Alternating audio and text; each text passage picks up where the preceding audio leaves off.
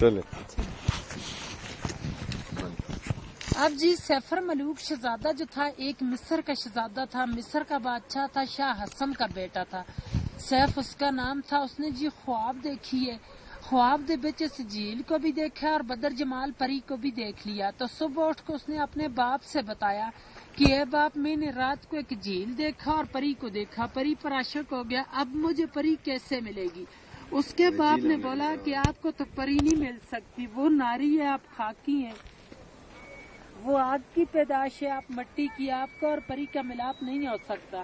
لیکن وہ باپ کی نافرمانی سے کئی سال زمانے گھومتا رہا، آخر ناران میں پہنچا تو اس کو اللہ والا ایک ولی بزرگ مل گیا۔ اس ولی سے پوچھا کہ مجھے پری کیسے ملے گی؟ اس نے بولا کہ یہ جھیل کے پیچھے ایک چھوٹی پہاڑی ہے، اس کے اوپر ایک خیمے کی طرح پتھر ہے، وہ اب بھی موجود ہے، اس کے ساتھ جاؤ اور 40 دن کا چلا کرو، اللہ کی عبادت کرو، 40ویں دن کے بعد آپ کو پری کا پتہ چلے گا۔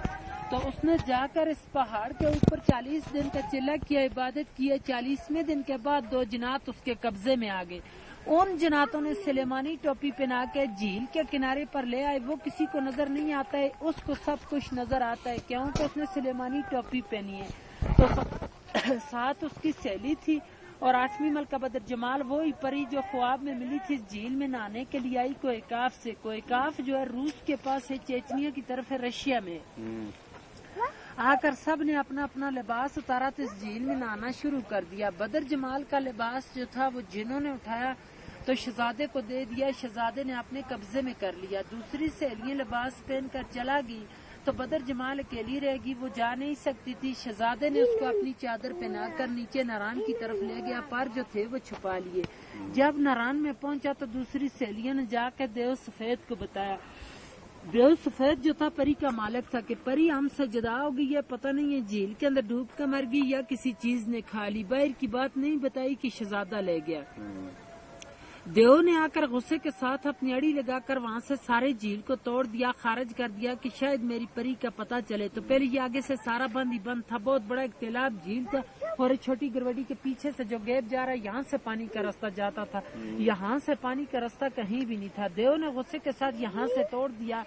طوفان گیا ناران کے پاس تو پری اور شہزادے دونوں نے دعا مانگی کہ اللہ میں بچا، طوفان آ گیا۔ اللہ کی قدرت سے ایک سرنگ بن گیا، دائیں سائڈ سے بھی طوفان گزرا اور بائیں سائڈ سے بھی، پری اور شہزادہ دونوں بچ گئے۔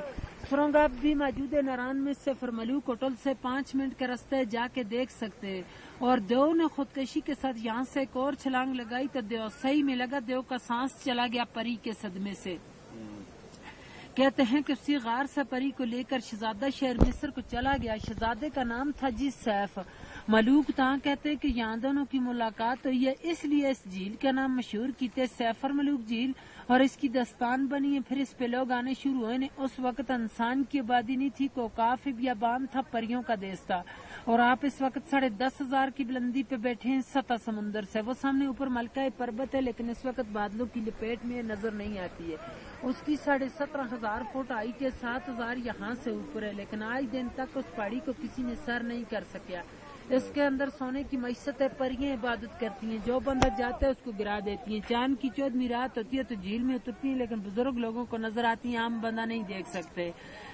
تو 98 کا واقعہ، راشد بٹ لاہور کا ایک بندہ تھا، وہ کہتا تھا کہ میں نے اس پہاڑ کو سر کرنا ہے، لوگوں نے اس کو منع بھی کیا تھا لیکن وہ چلا گیا، جاتے ہوئے رستے میں گر کے مر گیا تھا۔ 13 دن بعد اس کی ڈیڈ باڈی ملی ہے، مقامی لوگوں کو انہوں نے اٹھا کے نیچے بھیجا ہے۔